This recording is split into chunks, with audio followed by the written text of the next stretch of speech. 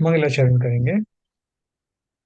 ओम नमः सिद्धेभ्य जय श्री ओम नमः सिद्धेभ्य जय श्री ओम नमः सिद्धेभ्य।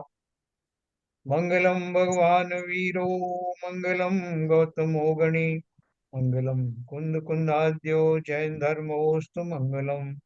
सर्व मंगल मांगल्यम सर्व कल्याण कारकम प्रधानम सर्वधर्माणां जैनम जयतु शासनम। जैनम जयतु शासनम जैनम जयतु शासनम।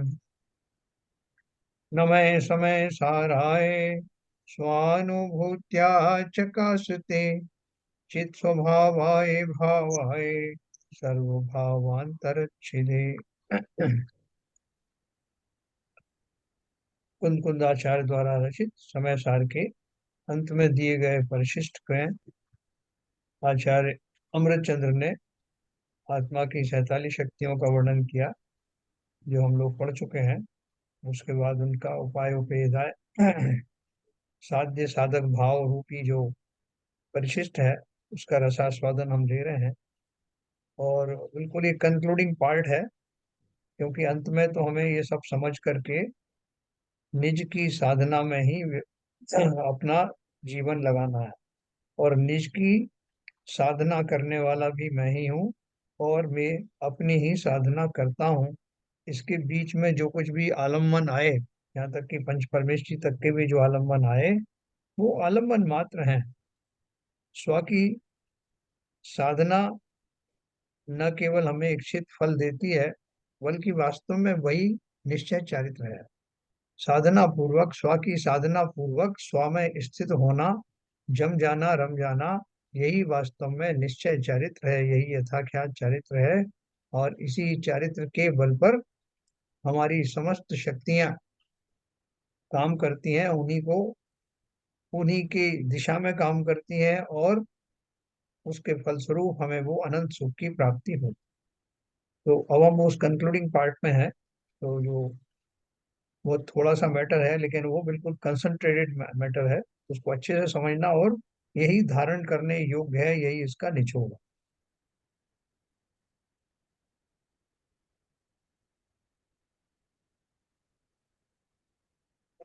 देखिए, अपन ने ये पढ़ा था, अनंत गुणात्मक भगवान आत्मा, अनंत गुण है ना, भगवान आत्मा का सिद्ध दशारूप परिणमित हो जाना साध्य भाव है, उपेय भाव है।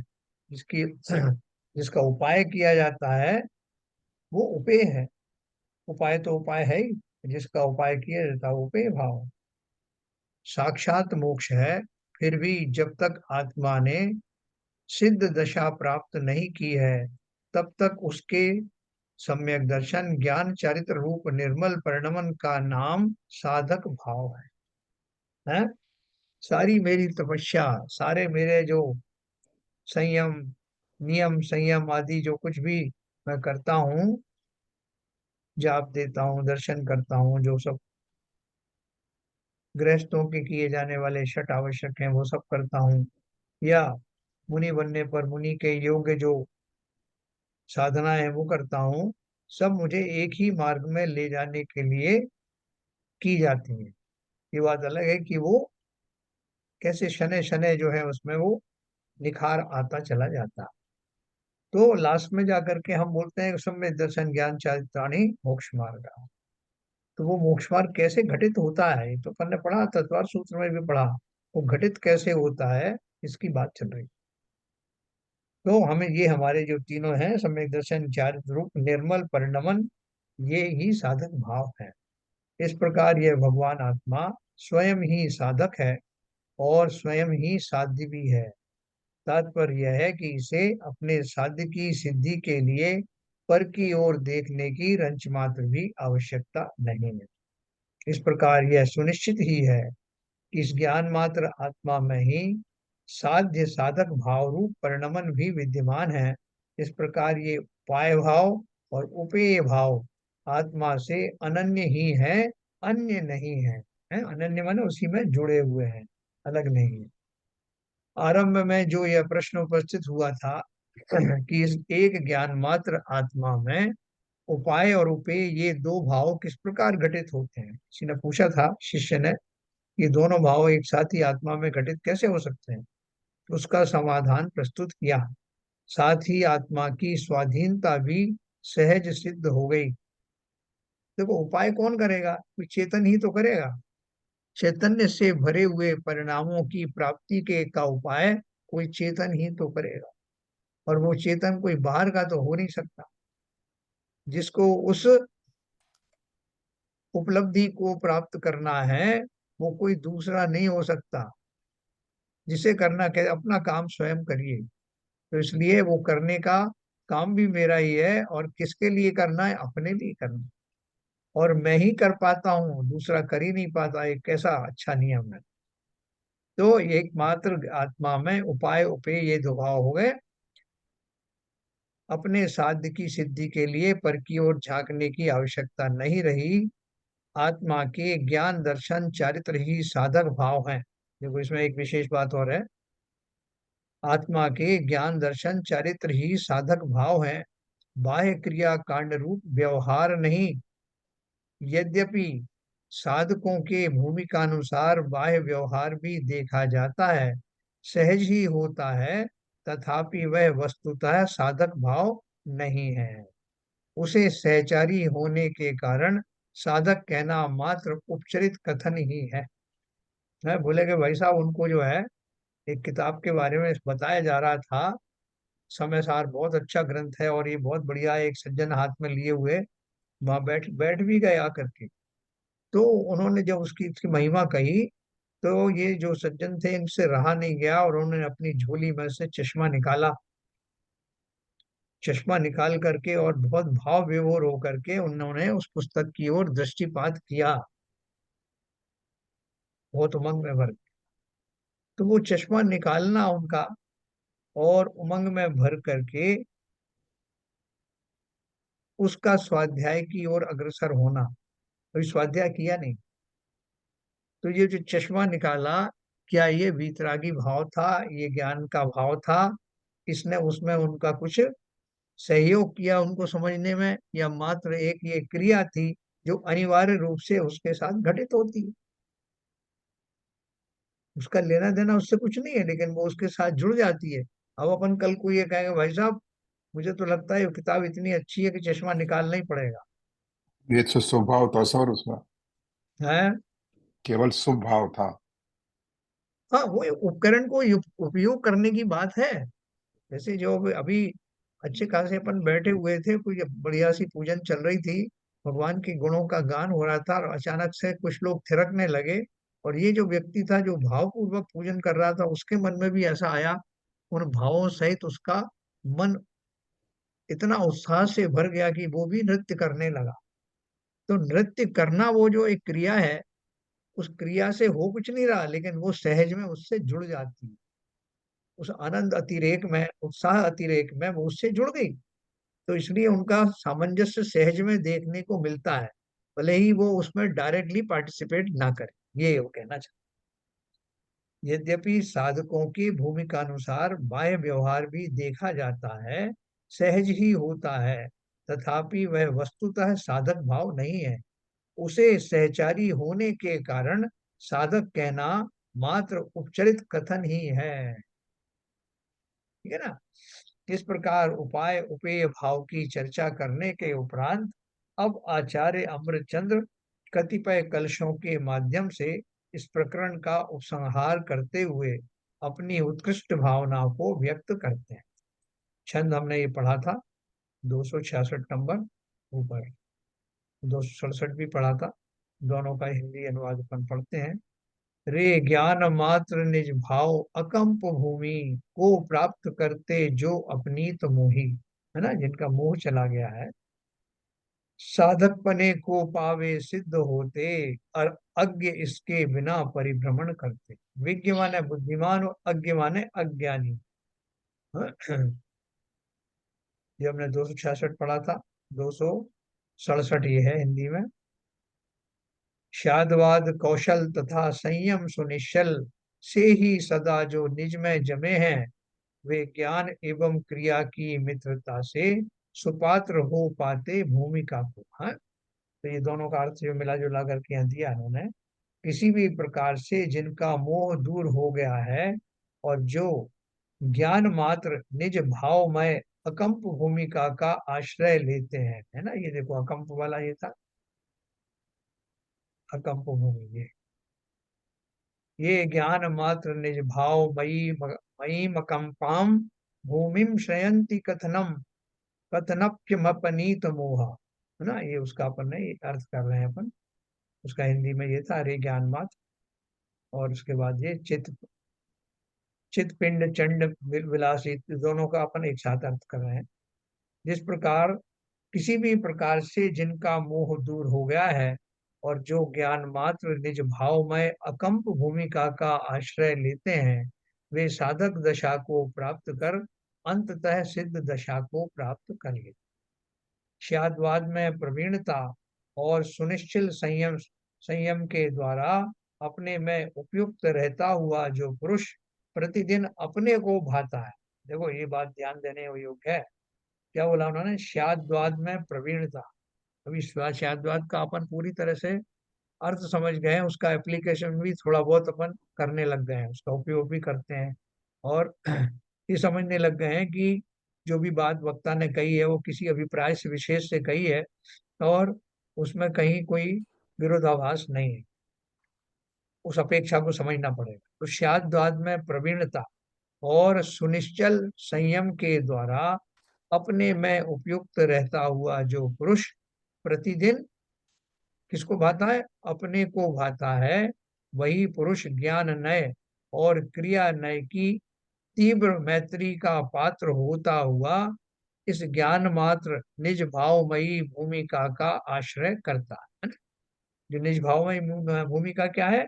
जो स्व के प्रति निष्ठावान है, जिसे स्व का जो है पूरा श्रद्धान हो गया है कि स्व कौन है। दूसरा ये था 268 वाला भी मैं ऊपर पढ़ा था, 268, 66, 67, ये चितपिंड चंडिम विलासी विकास हास है, शुद्ध है प्रकाश भर निर्भर सुप्रभात है, आनंद सुस्थित सदा स्खलितैक रूप स्तस्यैव चाय मुदय चलार्चिरात्मा। 268, उदित प्रभा से जो सुप्रभात करता, चितपिंड जो है खिला निज रमणता से, जो अस्खलित है आनंदमय वह होता उदित अद्भुत अचल आत्म। क्या बोल रहे हैं? चैतन्य पिंड के प्रचंड विलसित विकास रूप हास और शुद्ध प्रकाश की अतिशयता के कारण जो सुप्रभात के समान है, आनंद में सुस्थित जिसका अस्खलित एक रूप है और जिसकी ज्योति अचल है, ऐसा यह आत्मा आत्मा का आश्रय लेने वालों को ही प्राप्त होता। देखो ये जो संस्कृत का जो श्लोक है और ये जो है हिंदी में जो बोर्ड लाइन में ये लिखा हुआ है, ये उसी श्लोक का हुबहू अर्थार्थ है। तो अर्थ है जो दिया है वैसा। और नीचे जो अपन पढ़ रहे हैं ये उसके ऊपर टीका है, उसका विश्लेषण किया गया है, व्याख्या की गई। उक्त कलशों में प्रकट की गई आचार्य श्री की भावना का सार यह है कि शाद्वाद की प्रवीणता अर्थात ज्ञान नय और सुनिश्चिल संयम अर्थात क्रिया नय के आश्रय से जो अपनीत मोही साधक निज आत्मा की साधना करते हैं, उनके साधक भाव का सुप्रभात होता है और वे साधक शीघ्र ही सिद्ध दशा को प्राप्त कर लेते। और आत्मा को प्राप्त न करने वाले अज्ञानी अज्ञान की काली रात्रि के घने अंधकार में विलीन होकर संसार परिभ्रमण करते हैं, ना। तो सिंपल बात है। तो शाद्वाद के ऊपर जोर दिया उन्होंने कि जिसे शाद्वाद का आश्रय लेना आ गया है, उसकी समझ आ गई है, वो दो तरह से अपना लाभ करते हैं। पहला तो उनको शास्त्रों में वर्णित समस्त उल्लेखों को हूबहू जिस आशय से वो लिखे हैं वैसा समझने में आसानी रहती और दूसरा अपने लौकिक जीवन में भी, दैनिक जीवन में भी इस शादवाद का प्रयोग करके खेद खिन्न नहीं होते। किसने क्या कहा, किसकी बात मेरे के खिलाफ जा रही है, उसका ओपिनियन कुछ है, मेरा कुछ और है, इससे दुखी मत होना। उसका मंतव्य समझना, जीवों के मंतव्य समझना, क्योंकि जितने जितने लोगों के मत होते हैं उतने उतने जो है उनकी विचारधाराएं होती हैं। और शायदवाद में उनकी अपेक्षाओं को समझ करके उनको उस रूप में मान लिया जाता है। इससे कहीं कोई कंट्रोवर्सी नहीं होती, कहीं विवाद नहीं होते। लौकिक व्यवहार में इसका बहुत प्रयोग कर सकते हैं कि भाई तुम भी सही हो, हम भी सही है, तुम किस अपेक्षा से सही हो वो भी हमें समझ में आ गया, हम किस अपेक्षा से सही है ये तुम समझो या ना समझो, हम तो समझते हैं। तो बहुत सारे विवाद इसमें टाले जा सकते हैं। किसने कौन सी बात की, इसमें धैर्य की बहुत जरूरत है। दूसरे व्यक्ति ने क्या कहा उसकी बात को सुनना पूरा, और अपनी बात तो अपन बहुत देर तक समझाते हैं कि लेट मी फिनिश फर्स्ट, और फिनिश हमारा बहुत देर से होता है, लेकिन दूसरे ने जैसे ही मुंह खोला अपन रोक दिया, "हाँ, मैं समझ गया आप क्या कहना चाहते हैं।" तो नहीं, पर्याप्त समय दो सुनने में, सुनने का लिए ज्यादा समय लो, बोलने में कम। और वो तब ही होगा जब मैं उस शाद्वाद रूपी शस्त्र का प्रयोग करके दूसरे की वाणी को भली भांति समझूं कि ये किस आशय से बात कही जाए, तभी अपनी बात कहना। और अगर उसमें कहीं कंट्रोवर्सी है तो उसमें उलझना नहीं। शाद्वाद के इसलिए उन्होंने बहुत विशेष ध्यान दिया। क्या बोला, आचार्य श्री की भावना का सार यह है कि शाद्वाद की प्रवीणता अर्थात ज्ञाननय और सुनिश्चल संयम अर्थात क्रिया नय के आश्रय से जो अपनीत मोही साधक निज आत्मा की साधना करते हैं, उनके साधक भाव का सुप्रभात होता है। साधक बनना भी कोई मामूली बात थोड़ी है।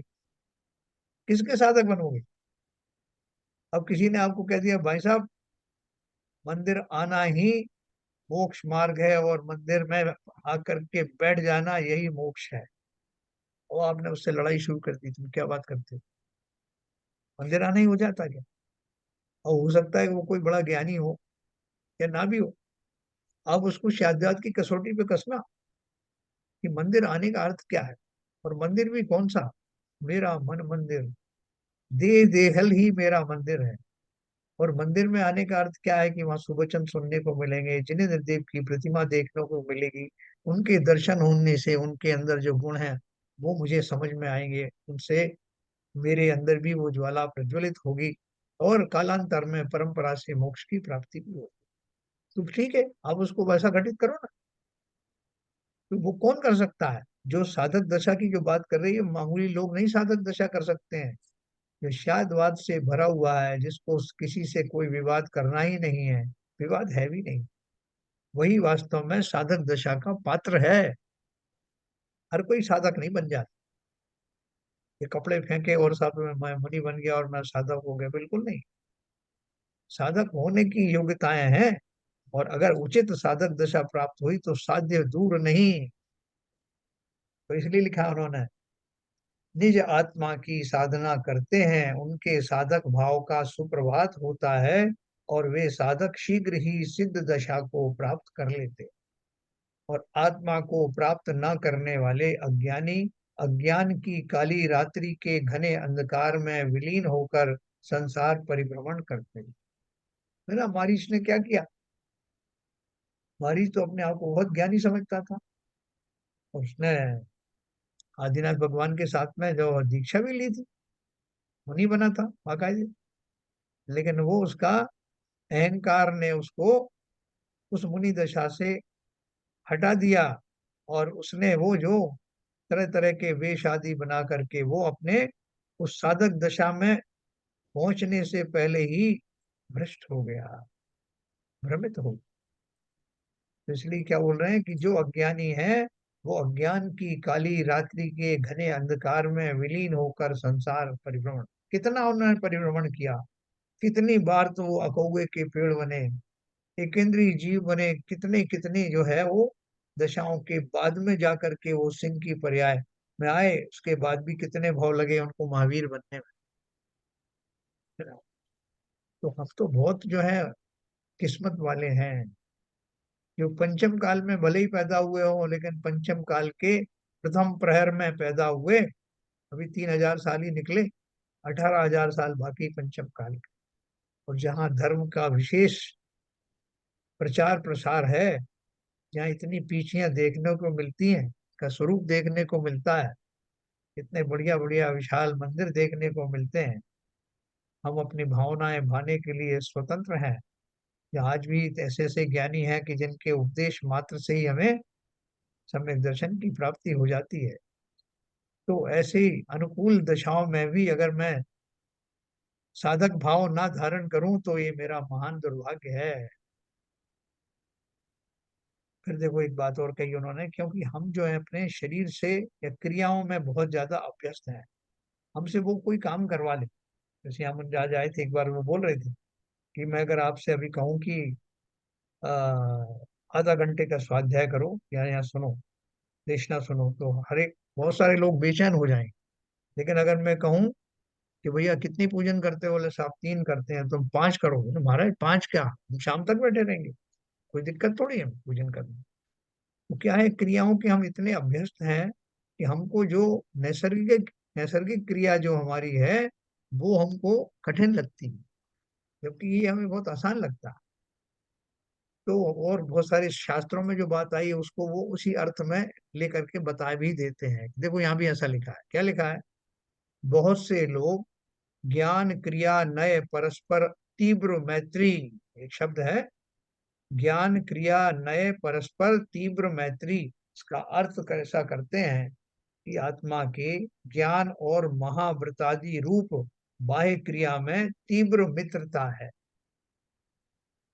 और इनके द्वारा ही साध्य भाव की सिद्धि होती है। कि आत्मा का ज्ञान और महाव्रत आदि रूपी बाह्य क्रियाएं, इनमें तीव्र मैत्री है, इनके इनके द्वारा ही साध्य भाव की सिद्धि होती है। अपेरेंटली अपन को भी इसमें कुछ गलत लगता नहीं, लेकिन वो क्या बोल रहे हैं, किंतु उनका यह अभिप्राय ठीक नहीं।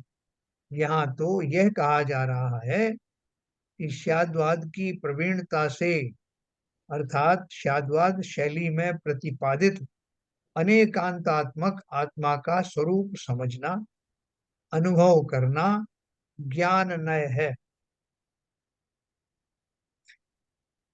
और सुनिश्चल संयम अर्थात आत्मा में ही लीन हो जाना, आत्मा का ही ध्यान करना क्रिया नय है। कौन सी क्रिया करना, ये भी एक प्रोसेस है ना, उस प्रोसेस को क्रिया बोल रहे हैं। हम क्रिया किसको मानते हैं, शारीरिक दशाओं को की क्रिया को क्रिया मानते हैं। तो जब मैं संयम के मार्ग में चलता हूँ, अपने समस्त उपयोग को एकाग्र करता हूँ, आत्मा में लीन होने की दशा से गुजरता हूँ, या आत्मा का ध्यान करता हूँ, तो ये मेरी क्रिया है, मेरी क्रिया है, शरीर की नहीं, ये मेरी क्रिया है। अरे भाई, आत्म ध्यान की क्रिया ही सुनिश्चल संयम है। देखो संयम का अर्थ क्या है,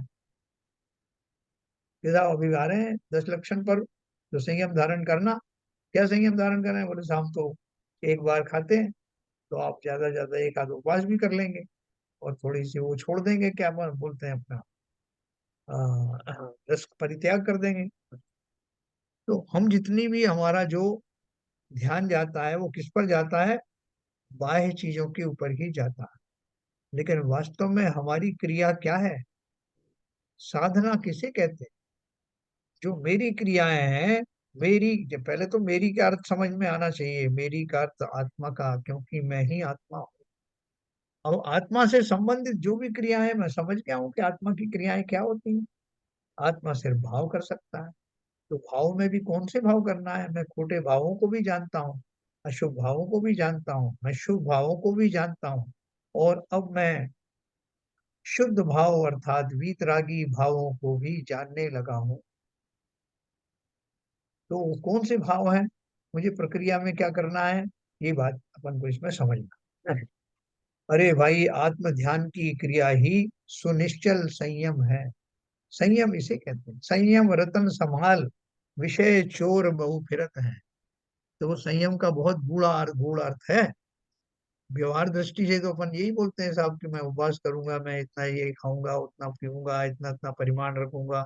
ये सब तो बाह्य संयम है। अंतरंग संयम की बात करो। अंतरंग संयम में अपन ऐसा करें साहब कि मैं 100 ग्राम जो है वो मायाचारी करूंगा, 200 ग्राम जो है मान कषाय रखूंगा। है, सारे अपन ने ग्राम में परिमाण कर दिया। वहां तो सर्वस्व त्यागने की बात है, क्योंकि ये कुछ अच्छे नहीं है। एक भी छोड़ कि साहब इतना रख लिया है। वो जो उनको छोड़ने का भाव है, कम से कम मानस तो वैसा बनाए, संकल्प शक्ति तो ऐसी विकसित करें कि मुझे किसी भी कषाय को रखना नहीं। ये तो मेरे बोझ हैं, इनके कारण आत्मा पर बोझ पड़ रहा, मैं अपनी वास्तविक साधक दशा में उतर ही नहीं पा रहा। तो दश लक्षण पर में काय का संयम रखना, बाह्य संयम तो अपनी जगह पर ठीक है, उनके द्वारा, उनके माध्यम से अपनी मन स्थिति ऐसी बनाना कि अंतरंग संयम का निर्वाह हो जाए। हम तो बाह्य दशा को ही वास्तव में सब कुछ मान लेते हैं, यही मोक्ष ले जाएगा। लोग ऐसे ऐसे अपने कि 10 दिन का ही जो है वो उपवास करना, निर्जला करना, और लोट पोट हो रहे हैं, इधर से हो रहे हैं, व्यथित हो रहे हैं, सो रहे हैं। कोई पकड़ के ले जा रहा है कि कोई उपचार कर रहा है, कोई पंखा चल रहा है, लेकिन मुझे उपवास करना, ये उपवास है। अपनी मनोदशा को ऐसी बनाना जिसके कारण मेरा समय काटना दूभर हो जाए। संयम तो मैं तब करूंगा ना जब मेरी मन स्थिति ठीक होगी। इन दशाओं का नाम संयम नहीं। इसलिए उन्होंने क्या बोला, सुनिश्चल संयम अर्थात आत्मा में ही लीन हो जा, आत्मा का ही ध्यान करना क्रिया न है। अरे भाई, आत्म ध्यान की क्रिया ही सुनिश्चल संयम है। सुनिश्चल माने जिसमें कोई चलायमान ना हो। शाद्वाद दीपित दीपितल सन्महसि प्रकाशे, शुद्ध स्वभाव महिमन्युदिते मयि थी, किम बंद मोक्ष पथ पाति विरण्य भावई, नित्योदय परमयम सुस्फुरतु स्वभाव है। चित्रात्म शक्ति समुदाय मयो वयात्मा आत्मा, सद्य प्रणश्यति न नए क्षण खंड यमन खंडयमान है। तस्माद खंडम निराकृत खंड में कांत शांत मचलम चिद हम महो अस्मि। तात्पर्य है कि आत्मज्ञान और आत्म ध्यान से ही साधक दशा पूर्वक साध्य दशा प्रकट होती है, उपाय पूर्वक उपेय प्राप्त होता है, मोक्ष मार्ग पूर्वक मोक्ष की सिद्धि होती है। चलें तो हम इस रास्ते पर और पहुंच जाएं उस मंजिल पर। ये रास्ता जहां जाता है वहीं तो पहुंचेंगे ना। तो जहां पहुंचना है वही वाला रास्ता अपनाना है। साध्य दशा में अनंत दर्शन, अनंत ज्ञान, अनंत सुख और अनंत वीर की प्राप्ति हो जाती है। इस प्रकार वे अनंत काल तक सहज ज्ञाता दृष्टा रहते हुए अनंत आनंद को भोगते रहते। 12वें गुण स्थान तक की दशा साधक दशा कहलाती। तो 12वां गुण स्थान जहाँ समाप्त होता है, तब तक ये हमारा अनंत दर्शन, अनंत ज्ञान, अनंत सुख, अनंत वीर, ये अनंत चतुष्टय जो है वो ठहर जाते हैं। और उनके ठहरने के बाद ही जो क्षण आता है वही तो 13वां गुण स्थान, वही केवल का। तो 12वें गुण स्थान तक वो क्षपक कहलाता है, और वो उसके बाद में अरहंत बन जाता है। तो प्रश्न है, हाँ, साध्य दशा में अनंत दर्शन, अनंत ज्ञान, अनंत सुख और अनंत वीर की प्राप्ति हो जाती है। इस प्रकार वे अनंत काल तक सहज ज्ञाता दृष्टा रहते हुए अनंत आनंद को भोगते रहते हैं। प्रश्न है, कहीं कहीं ऐसा भी तो आता है कि तीन कषाय के अभाव रूप वीतराग भाव है, और महाव्रतादि के शुभ भाव में भी मित्रता है। इस कथन का क्या अभिप्राय? देखो, हमको अभिप्राय अच्छे से समझना चाहिए हर एक चीज का। और क्या क्वेश्चन क्या है? तीन कषाय कौन सी चली गई? अनंतानुबंधी चली गई, अप्रत्यक्षान प्रत्यक्षान चली गई, मात्र संजुलन रह गई। ठीक है। अब उसमें क्योंकि मुनिराज जितने भी हैं वो आके, वो मुनिराज संजुलन कषाय मात्र उनकी बचती है। तो और उसी में अपन वीतराग भाव मानते हैं, तो उसी के पूर्वक वो जो अपना श्रेणी आरोहण करते हैं। तो यहाँ क्या बोल रहे हैं, तीन कषाय के अभाव रूप वीतराग भाव और महाव्रतादि के शुभ भाव में भी मित्रता है, इस कथन का क्या अभिप्राय। तो मुनि महाराज है ना, जो संजलन कषाय मात्र रह गई है और महाव्रतों का पालन कर रहे हैं, तो इनकी मित्रता है, इसका क्या अर्थ निकाले। उत्तर दिया, साधक दशा में तीन कषाय के अभाव रूप वीतराग परिणति अर्थात शुद्ध भाव और महाव्रतादि के शुभ भाव एक साथ पाए जाते। जो अगला ग्रंथ अपन पढ़ने जा रहे हैं उसमें इसकी बहुत बढ़िया व्याख्या की हुई। तो क्या लिखा है उन्होंने, साधक दशा में तीन कषाय के अभाव रूप वीतराग परिणति, यानी मैं वीतरागता उतने उतनी दशा जो है मेरी वीतरागता को प्राप्त हो गई। तो वो वीतराग परिणति जितने जितने शुद्ध भाव हैं, और ये कैसे आ रहे हैं, आत्मा को के चिंतन से, आत्मा तक की समीपता में पहुंचने से वो भाव आपके वीतराग भाव या शुद्ध भाव कहे जाते। तो यहाँ साधक दशा में तीन कषाय के अभाव रूप वीतराग परिणति अर्थात शुद्ध भाव और महाव्रतादि के शुभ भाव, तो महाव्रतादि पालन कर रहे हैं वो सब कौन से भाव हैं, शुभ भाव, एक साथ पाए जाते हैं। दोनों तरह के भाव सप्तम गुण स्थान में के प्रारंभ में आपको ये दोनों तरह के भाव मिलेंगे। यद्यपि उक्त दोनों भाव परस्पर विरोधी भाव हैं। क्यों है विरोधी भाव, एक शुद्ध भाव है और दूसरा अशुद्ध भाव है। तो क्या बात कर रहे हैं आप, शुभ भाव को आप अशुद्ध भाव कह रहे हो, ये बात सही है क्या। जो शुद्ध भाव है और दूसरा अशुद्ध, अशुद्ध किसको बोले, शुभ भाव को अशुद्ध कहा। क्यों कहा अशुद्ध, आगे बताए। एक बंध के अभाव का कारण है, शुद्ध भाव तो नवीन बंध के अभाव का कारण है, उससे बंध नहीं होगा न पुण्य का न पाप का। और दूसरा शुभ बंध का कारण है, मुझे बंध नहीं चाहिए अब, कोई किसी भी तरह का बंध मेरे लिए तो अब अशुभ ही है, मेरे लिए तो अशुद्ध ही है। तथापि उक्त दोनों भावों में ऐसा विरोध नहीं है कि वे एक साथ रह ही ना सकें, दोनों भाव एक साथ रह सकते हैं। जैसे मैंने आपको बताया कि सप्तम गुण स्थान के प्रारंभ में शुभ भाव भी रहते हैं और शुद्ध भावों की शुरुआत भी हो जाती है, दोनों भाव एक साथ रह सकते हैं। जैसे हम और आप हैं, हमारे तो कितनी मल्टी पर्सनैलिटीज हैं। अभी पल में जो है भोगों में घूम रहा था, विचित्र विचित्र कल्पनाएं कर रहा था, और दूसरे पल ही किसी ने कहा क्या रखा है इस संसार, भैया जो आया है उससे जाना है। तुरंत प्रभाव से मेरा वो सब विषयों के प्रति आसक्ति के भाव छूट गए और मैं उन वीतरागी भावों में चला गया। वो दोनों भाव एक ही व्यक्ति में रह सकते कि नहीं, रहते ही हैं। अलग अलग भूमिकाओं में उनका प्रपोर्शन अलग अलग हो सकता है। वीतरागी भाव कितने और जो है अशुभ अशुभ भाव कितने, हमारे तो तीन तीन का कॉम्बिनेशन रहता है, अशुभ भी रहता है, शुभ भी रहता है और शुद्ध भाव भी कभी कभी आ जाते। अभी नहीं आ सकते और थोड़ी ऊंची भूमिका में आ। तो क्या बोल रहे हैं, यद्यपि उक्त दोनों भाव परस्पर विरोधी भाव हैं, एक शुद्ध भाव है दूसरा अशुद्ध, एक बंध के अभाव का कारण है और दूसरा शुभ बंध का कारण है, तथापि उक्त दोनों भावों में ऐसा विरोध नहीं है कि वे एक साथ रह ही ना सकें। साधक दशा में वे एक साथ पाए जाते हैं। मात्र इतना बताने के लिए उनमें मैत्री भाव बता दिया जाता है, इससे अधिक कुछ नहीं समझना। मुनियों के महाव्रतादि होते ना, तो महाव्रतादि होते ही हैं, वो चाहें या ना चाहें उस भूमिका में महाव्रत रहते ही हैं।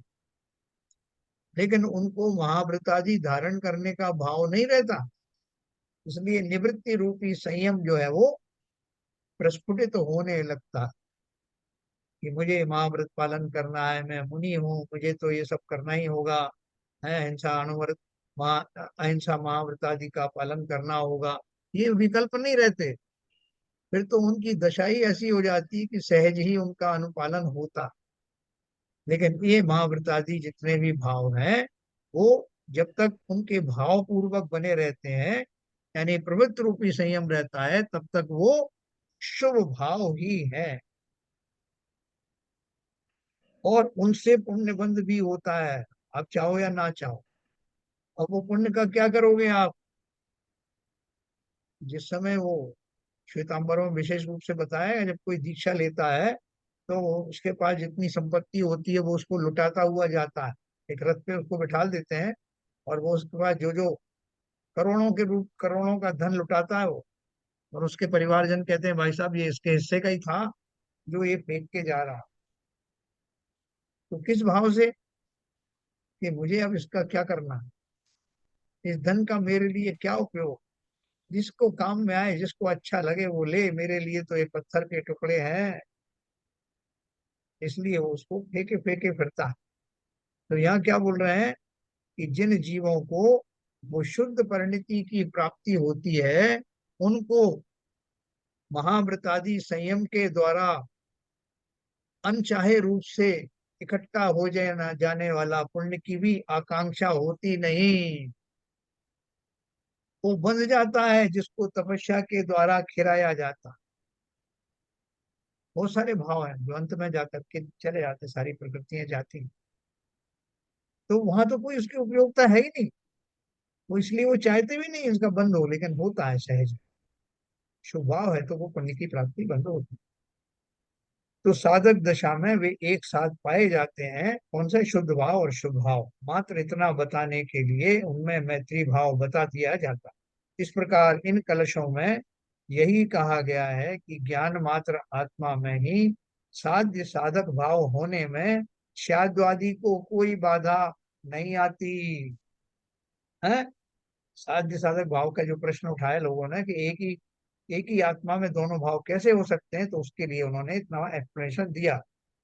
इसी आशय के और भी अनेक कलश हैं, जिनका पद्यानुवाद इस प्रकार से है। 269 269 70 हमने पढ़ा था। महिमा उदित शुद्ध स्वभाव की नित, शाद्वाद दीपित लसत सद ज्ञान में जब। पढ़ा है अपन ने 269? नहीं पढ़ा। नहीं, नहीं पढ़ा है। शाद्वाद दीपितल सन सन्महसि प्रकाशे, शुद्ध स्वभाव महिमन्यत ते मयि थी। किम बंध मोक्ष पथ पातिभिरन्य भावै, नित्योदय परमयम स्फुरतु स्वभाव। चित्रात्म शक्ति समुदाय मयोयात्मात्मा अयो अयमात्मा सद्य प्रणश्यति नये क्षण खंड्यमान। तस्माद् खंडम निराकृत खंडमेक, मेकांत शांत मचलम चिद हम महोस्मि। ये पढ़ा अपन ने। महिमा उदित शुद्ध स्वभाव की नित, ये उसका सीधा सीधा अर्थ बताया। शाद्वाद दीपित लसत सद ज्ञान में जबो, तब बंध मोक्ष मग में आपतित भावों, से क्या प्रयोजन है तुम ही बताओ। निज शक्तियों का समुदाय आत्म विनष्ट होता नए दृष्टियों से, खंड खंड होकर खंडित नहीं मैं, एकांत शांत चिन्मात्र अखंड हूं मैं। हाँ, क्या बताया इसका? शाद्वाद द्वारा प्रदीप्त जगमगाते तेज वाले एवं शुद्ध स्वभाव की महिमा संपन्न प्रकाश जब मुझ में उदय को प्राप्त होता है, तो बंद मोक्ष के मार्ग में पड़ने वाले अन्य भावों से मुझे क्या लेना देना। हाँ? मुझे तो नित्य उदित रहने वाला मेरा यह स्वभाव ही स्फुरायमान हो। फिर नीचे उसकी व्याख्या की है, मैं पढ़ूंगा। अनेक प्रकार की अनंत शक्तियों का समुदाय ये आत्मा नयों की दृष्टि से खंड खंड किए जाने पर तत्समय ही नाश को प्राप्त होता है। इसलिए मैं तो ऐसा अनुभव करता हूँ कि जिसमें यद्यपि खंडों का निराकरण नहीं किया गया है, तथापि जो अखंड है, एकांत शांत है और अचल है, ऐसा चैतन्य मात्र भाव ही मैं हूँ। देखो आचार्य ने अपनी भाषा में जो लिखा है, वो उनके जैसे भाव आए, उन्होंने उन भावों को वैसा ही की वैसा लिख दिया। अब उन भावों का लोगों ने अर्थ किया, तो जिस भाषा में उन्होंने संस्कृत में लिखा था उनको वैसे ही वैसे हूबहू उसको हिंदी में गद्य करके लिख दिया। तो ये तो हुआ उनका जो शब्दार्थ है। अब अपन पढ़ रहे हैं भावार्थ। उक्त कलशों में यही कहा गया है कि जब साध्य भाव और साधक भाव मुझ में ही हैं, मेरे ही परिणमन में है, तब मुझे अन्य पदार्थों से क्या प्रयोजन है। तात्पर्य यह है कि आत्मा को अपने कल्याण के लिए किसी पर की ओर देखने की आवश्यकता नहीं है। मुक्ति का मार्ग पूर्णतः स्वाधीन है, और मुक्ति में तो पूर्ण स्वाधीनता है ही। हाँ, अभी अपन बोलते हैं कि साहब जो है कि मुंह से जो है प्याला लगाने में और प्याले को के अंदर रखा हुआ पदार्थ को पीने में बहुत सारी बीच में बाधाएं आ सकती हैं, है ना। कप के बीच में, कप और होठों के बीच में बहुत सारी बाधाएं आ सकती हैं, और होठों से जीभ तक जाने में भी बहुत सारी बाधाएं खड़ी हो सकती हैं। तो यहाँ इस तरह की पराधीनता का भी कहीं कहीं बहुत सारे लोगों को उसका भी घबराहट रहती है, शंका रहती है कि पता नहीं ये मैंने धन कमाया, इसको मैं भोग पाऊंगा कि नहीं। क्योंकि धन एक अलग वस्तु है, भोगने वाला अलग है। तो इसलिए दोनों अलग अलग है, एक दूसरे पे निर्भरता है। लेकिन अगर जैसे देवों की बात करें, तो देवों को भूख लगती है, तो भोज्य सामग्री बाहर से नहीं आती, कंठ से ही अमृत झर जाता है और वहीं तृप्ति हो जाती है। तो उनकी उसके ऊपर डिपेंडेंसी नहीं हुई, वो स्वतः होता, ऑटोमेटिक होता। इसका अर्थ क्या है कि जितनी जितनी आपकी निर्भरता कम होगी, उतना उतना आपको आनंद रहेगा। तो यहाँ तो बोल रहे हैं कि साध्य भाव और साधक भाव कोई अलग अलग लोगों में नहीं पाया जाता। तो साध्य भाव उसमें और साधक भाव किसी और में है। जो साधक भाव साध्य भाव रखे हुए है, वही साधक है और वही साध्य बनने वाला है। उक्त कलशों में यही कहा गया है कि जब साध्य भाव और साधक भाव मुझ में ही है, मेरे ही परिणमन में है, तब मुझे अन्य पदार्थों से क्या प्रयोजन है। मैं किसी पर डिपेंडेंट नहीं। तात्पर्य यह है कि आत्मा को अपने कल्याण के लिए किसी पर की ओर देखने की आवश्यकता नहीं। मुक्ति का मार्ग पूर्णतः स्वाधीन है, और मुक्ति में तो पूर्ण स्वाधीनता है ही। है, क्या बोल रहे हैं? मुक्ति का मार्ग पूर्णतः स्वाधीन है, निरापद है। तो बोले भाई साहब आप जाओ, सेफ कॉरिडोर है ये, आप यहाँ से चले जाओ, आपका मार्ग सुरक्षित है, आपको कोई बाल बांका नहीं कर।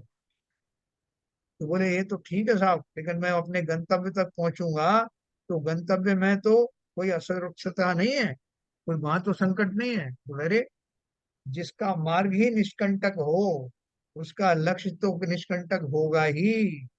उसी निष्कंटक मार्ग में जाने के लिए ये निरापद मार्ग बनाया गया। तो मुक्ति का मार्ग पूर्णतः स्वाधीन है, और मुक्ति में तो पूर्ण स्वाधीनता है ही। सहयोग की आकांक्षा से पर की ओर देखने की आवश्यकता तो है ही नहीं, साथ ही नए विकल्पों में उलझने की भी आवश्यकता नहीं है। पूर्णतः शांत। देखो, आत्मा को समझने के लिए बहुत सारे नयों की जरूरत पड़ जाती है, लेकिन स्वयं आत्मा नयातीत है, स्वयं प्रमाण है। आप जब वहां पहुंच गए तो फिर वहां क्या नयों की आवश्यकता है। जिसके लिए, जिसको समझने के लिए नयों की भाषा का प्रयोग किया जा रहा था, जब वो स्वयं साक्षात्कार हो गया, तो अब नयों की क्या आवश्यकता है। कोई बोले भाई साहब ये हाथी है ना, हाथी के पैर खंबे जैसे होते हैं, पीठ दीवार जैसी होती है, पूंछ उसकी रस्सी जैसी होती है, सूंड जो है सांप जैसी होती है। तो ये कल्पना लेके चले, सामने हाथी खड़ा हुआ, मिल गया प्रमाण, भाई साहब ये हाथी है। अब उसे देख करके फिर आपको उसको खंड खंड समझने की आवश्यकता रही क्या? यही हाथी है, संपूर्ण हाथी है। तो ठीक उसी प्रकार से सैकड़ों बोल रहे हैं, नए विकल्पों में उलझने की आवश्यकता नहीं। पूर्णतः शांत एक अचल अबाधित अखंड आत्मा की निर्विकल्प आराधना ही पर्याप्त है। सारे सब विकल्प छोड़ दो, सारे आलम्बन छोड़ दो, क्योंकि जिसके लिए ये सब साधन किए जा रहे थे वो साधन मेरे अंदर ही है। मैं ही साधन भाव से युक्त हूँ, साधक भाव से युक्त हूँ, और मैं ही वो लक्ष्य हूँ जिसकी साधना की जा रही है। ये भाव कब आता? प्रारंभिक भूमिकाओं में तो नहीं आता। आता तो हम क्यों जो है मंदिर जाते, हम क्यों भगवान के गुणानुवाद करते? शनै शनै ही वो भाव परिपुष्ट होते हैं, और फिर एक दशा ऐसी आती है जब समस्त प्रकार के आलम्बन छूट जाते हैं। ओम नमः देव्या कह करके दीक्षा लेने वाले वो अनंत देव, वो तीर्थंकर भगवान जो बनने वाले हैं, वो अब सिर्फ सिद्ध की ही उपासना कर रहे हैं। और सिद्ध किसकी? कौन सिद्ध? सिद्ध राशि तो बात की बात है, अंदर में सिद्ध भगवान स्वरूप ही बैठा हूं, उसी की आराधना प्रारंभ होती है। देखते ही देखते जो है मने पर यह ज्ञान प्रकट हो, तो पूर्णतः शांत एक अचल अबाधित अखंड आत्मा की निर्विकल्प आराधना ही पर्याप्त। ये आराधना भी ऐसा चैतन्य भाव मैं हूँ, ऐसा जानना, मानना और निर्विकल्प होकर उसी में समा जाना ही है, इसके अतिरिक्त और कुछ भी नहीं। हाँ, अपन प्रारंभिक भूमिका में क्या करते हैं कि भाई साहब मैं वहां गया, तीर्थ यात्रा में गया, तो वहां मैंने जुगाड़ लगाई, तो कहीं से मुझे एक धोती दुपट्टे का अरेंजमेंट किया, और मैंने खूब जम के अभिषेक किया, और सब अभिषेक करके और एक पूजन पड़ी, मजा आ गया, तृप्त हो गया मैं। किसी ने कहा साहब वो अगर आपको नहीं मिलता, वो जुगाड़ नहीं कर पाते धोती दुपट्टे की इसकी, तो क्या करते? बोले साहब रह जाता, क्या करता, मेरे भाग में नहीं था। इतना भाग्य हमारा, हमारा भाग्य इतना छोटा है क्या? इन बाह्य साधनों तक सीमित हूं मैं, अगर ये ना मिले तो मेरा क्या होगा? देखो, इन दशाओं के माध्यम से हमें समझाया गया है कि मैं तो वो हूँ जो कहीं भी अपनी साधना प्रारंभ कर देता हूँ। बोले साधना तो कर लोगे साहब, साधना के लिए वो साध्य कहाँ है? मूर्ति वूर्ति का इंतजाम किया कि नहीं आपने? जंगल में बैठ गए साहब साधना करने, और मूर्ति है ही नहीं, तो साधना किसकी करोगे? मान लिया कि आपके अंदर साधक भाव है, लेकिन साध्य क्या है? बोले साध्य भी मैं ही हूँ। कोई विश्वास करेगा इस बात को? साधारण तौर पर नहीं करेगा, आपको नास्तिक वास्तिक समझ लेगा। लेकिन अगर आपको ये बहुत अच्छे से भाव समझ में आ गया, तो बहुत अपने अंदर में बहुत सेटिस्फाइड रहोगे। तो मैं ही मेरा करता धरता, मुझ में पर का कुछ काम नहीं, मैं मुझ में रहने वाला हूँ, पर मैं मेरा विश्राम है। और कैसा कि मैं हूँ अपने में स्वयं पूर्ण, पर की मुझ में कुछ गंध नहीं, मैं अरस अरू की अस्पर्शी, पर से कुछ भी संबंध नहीं। है ना? ऐसे भाव लेकर के जाओ तो जंगल में भी मंगल है। काय के साधन, ये तो सब नीचे की भूमिका में जरूरत पड़ती है, जब मैं अपने आप को संभाल नहीं पाता, अपने चित्त की चंचलता को रोक नहीं पाता, या मेरा विश्वास ये है कि ये आलम्बन ही धर्म है। जब तक ये दशाएं रहती हैं तब तक मैं वास्तव में उस शुद्ध दशा तक पहुंच ही नहीं पाता। तो क्या लिखा उन्होंने? पूर्णतः शांत एक अचल अबाधित अखंड आत्मा की निर्विकल्प आराधना ही पर्याप्त है। यह आराधना भी ऐसा चैतन्य भाव मैं हूँ, ऐसा जानना, मानना और निर्विकल्प होकर उसी में समा जाना ही है, इसके अतिरिक्त और कुछ भी नहीं है। मंदिर में अपने एक दो सज्जन आते हैं, पहले भी आते रहे, अभी भी आते हैं। जो ये सब जो प्रक्रियाएं होती हैं, तो वो सिर्फ ध्यानस्थ हो जाते हैं, वो उसमें किसी प्रक्रिया में भाग नहीं लेते कि दौड़ दौड़ के अर्घ चढ़ाना है और ये सब करना। वो खड़े एक टक जिनेंद्र देव की प्रतिमा को निहारते रहेंगे, या आंख बंद करके स्वयं का ध्यान करते रहेंगे। अपन को बहुत ताज्जुब होगा, अपन बोलेंगे ये कैसे आदमी है, इनको इतना ये नहीं लग रहा सारे जितने खड़े हुए हैं सारे, कोई यार पटक रहा है, कोई कुछ कर रहा है, कोई जय जयकार कर रहा है, ये खड़े हुए अपने एक टक देख रहे हैं। ऐसा कहीं होता है क्या कि काहे के धर्मात्मा? लेकिन हो सकता है कि हमसे ज्यादा धर्मात्मा हो, जिन प्रक्रियाओं को छोड़ करके वहां तक जाने की बात है, हो सकता है कि उन प्रक्रियाओं से गुजर रहे हो, हम जानते नहीं इस बात को। इसलिए शाद्वाद के जो जानकार हैं वो जानते हैं कि ऐसा भी हो सकता। तो इन्होंने बोला ये आराधना भी ऐसा चैतन्य भाव मैं हूँ, ऐसा जानपना मानना और निर्विकल्प होकर उसी में समा जाना ही है, इसके अतिरिक्त और कुछ नहीं। इन कलशों के उपरांत आत्मख्याति में गद्य में एक महामंत्र दिया गया है, जिसके भाव को आत्मसात कर उस भाव में ही समा जाना है। नित्य जपने योग्य वह मंत्र कल पढ़ेंगे। तो अभी सब लोग बताएं कि अपन ने जो कुछ पढ़ा उसका सार क्या है। बोलो ललित जी, बताओ भाई, अपने कुछ समझ में नहीं आया क्या पढ़ा? आपको कुछ आया हो समझ में तो बताओ।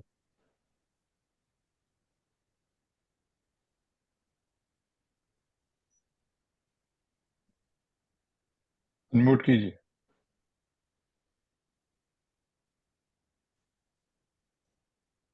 आवाज नहीं आ रही है?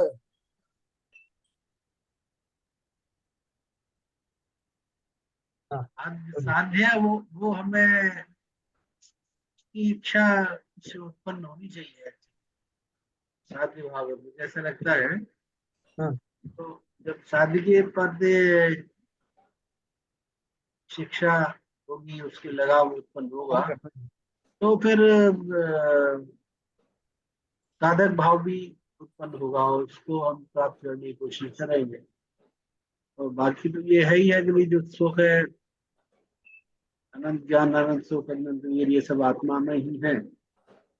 और आत्मा जो है इतने गुणों से भरा हुआ है, शक्तियों से भरा हुआ है कि अगर हम उसको अपने ध्यान में, चिंतन में लाए और साधक भाव रखें, तो हम उसको साधक पे पहुंच सकते हैं। बोलो भाई, बाबूजी बताएं। देखो भाई साहब, ये सब बहाने हैं और कुछ नहीं है। हाँ, कोई अगर साधना के लिए तो हम स्वयं ही कंप्लीट है हर हाँ, तरीके से।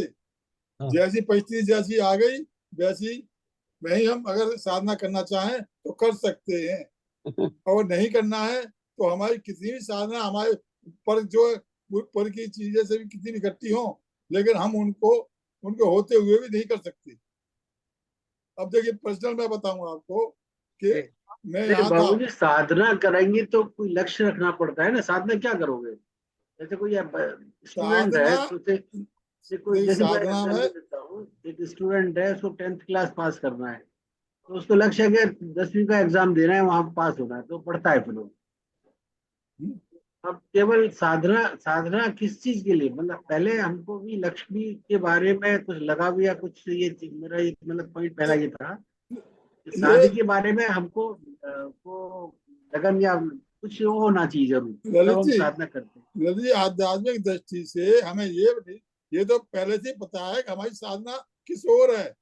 हमारी साधना का लक्ष्य हमको पहले सब हमने स्वाध्याय में आध्यात्मिक दृष्टि से पता लगा लिए। हमें मालूम है हमें आत्मा को आत्मा में स्थिर करना है, और उस स्थिर करने के लिए पर को जितना हम दूर करते चले जाएंगे, पर को जितना एक स्थिति आ जाएगी कि जैसे अभी बताया भाई साहब ने, हम अब तो पर का बहाना लेते हैं और पर को हम अलग करते करते करते एक स्थिति वो आ जाएगी कि हम स्वयं में ये महसूस करने लगे कि मैं स्वयं में पूर्ण हूँ, अब मुझे किसी की देखिए, आवश्यकता नहीं है। तब देखिए मैं उस ललित जी, स्थिति में आ जाऊँ। ललित जी ऐसा है तो मैं जो एक सेकंड एक प्रकरण। सेकंड एक सेकंड। तो अब आप ये जो है हम वही साधना का जो हमारा लक्ष्य है, लक्ष्य तो हमें पहले से पता है ही है।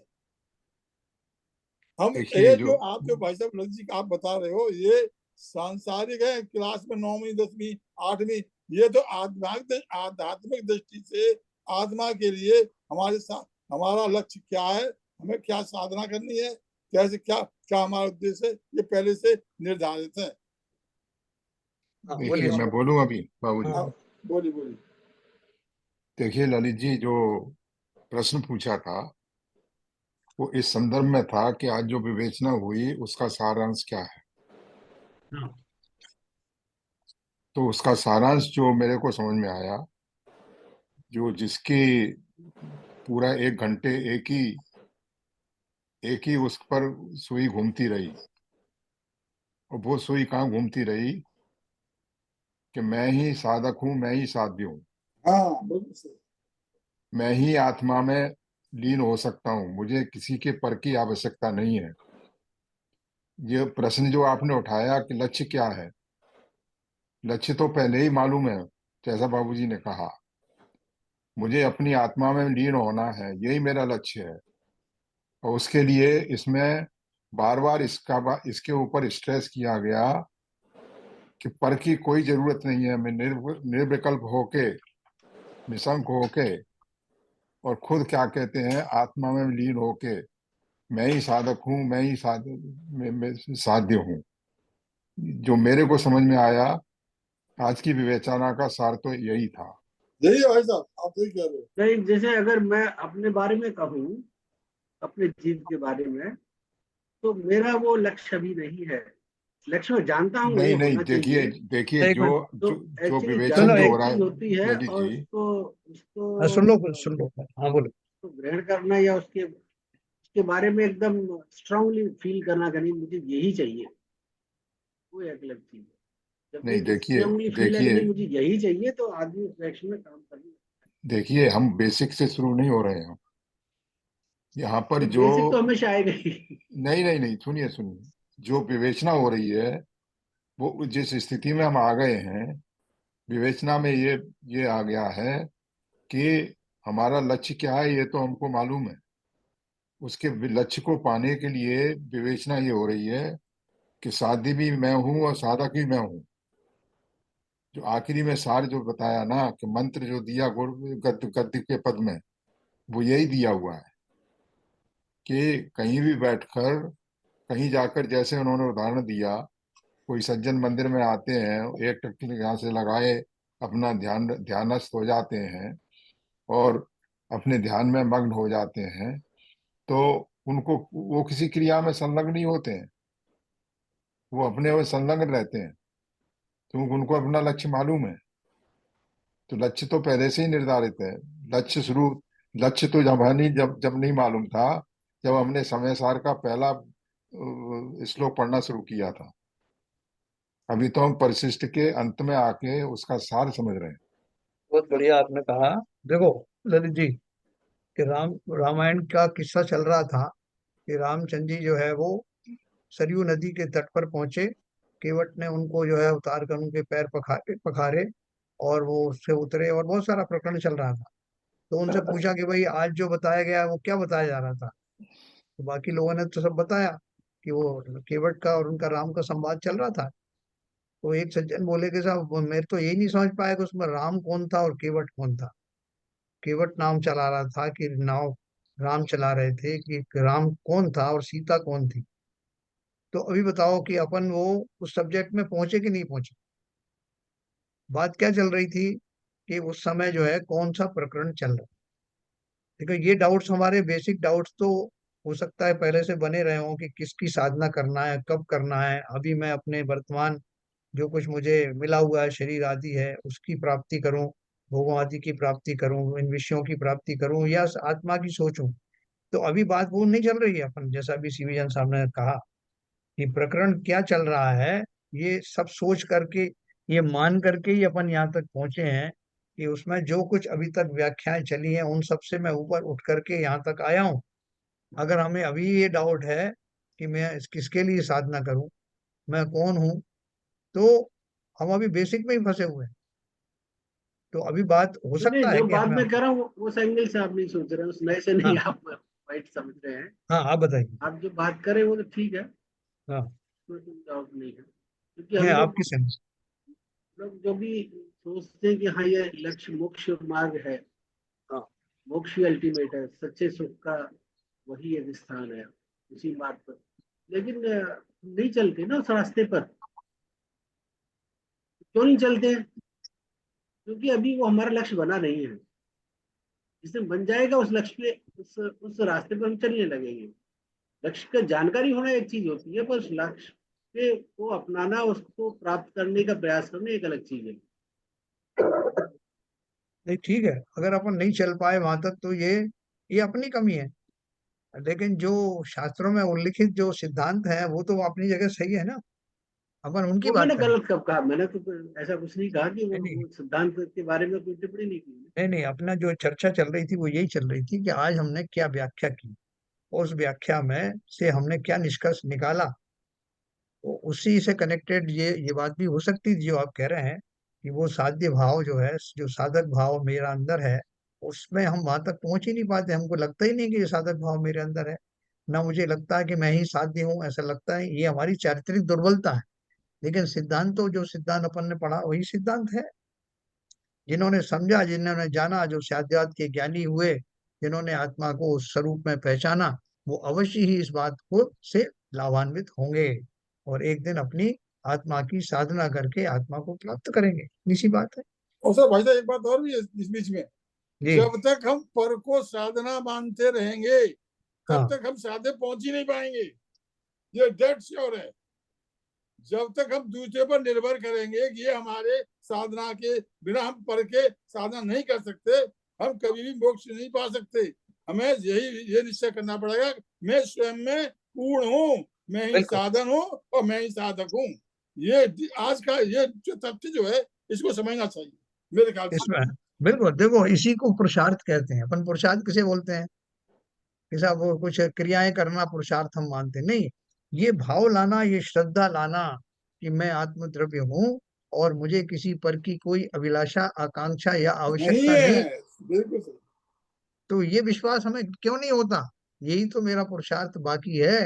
ये ये पुरुषार्थ हो जाए आपने तो सब में दर्शन। आपने बताया ना साहब, उपादेय उपे हाँ। दोनों भाव, उपादेय भी मैं हूँ, उपेय भी मैं हूँ। यस। मैं ही साधक हूँ, मैं ही साधन हूँ। अपन बोल सकते हैं कि बस अब ये ऐसा है कि ये जिसके ऊपर घटित होता होता होगा, मेरे ऊपर तो नहीं घटित होगा। लेकिन इसका अर्थ नहीं कि घटित नहीं हुआ तो वो सिद्धांत गलत है। सिद्धांत तो नहीं अपनी घड़े जगह है सही। क्या होता है भाई साहब, ये हाँ। कहने के लिए कुछ भी कह लो, हाँ। जो फंडामेंटल है that can be change, that can not be change. बिल्कुल बिल्कुल वो हर एक बिल्कुल। को है भी एप्लीकेबल भी है। आप लोकल एक एक अपने सामान्य भाव में, सांसारिक दशा में हम जिस स्थिति में है उसमें ही अगर हम सोच रहे हैं हम अपनी ऊपर निर्भरताओं को, जिन पर हम निर्भर हैं, उनको धीरे धीरे कम करते जाएं तो हमें स्वयं ही स्वभाव माम ऐसा प्रतीत होता है कि निकाल के रख देना। हमें परेशानियों से दूर होते जा रहे हैं। सही है, तो कल अपन इस चर्चा को और आगे बढ़ाएंगे। अच्छा सब्जेक्ट है। अभी समय ज्यादा हो गया, नहीं तो सरिता जी से भी पूछते कि प्रेक्षा ध्यान के द्वारा अपन इस अवस्था तक पहुंच सकते हैं कि नहीं। कल ये प्रश्न करेंगे उनसे। अभी समय हो गया। जिनवाणी स्तुति का।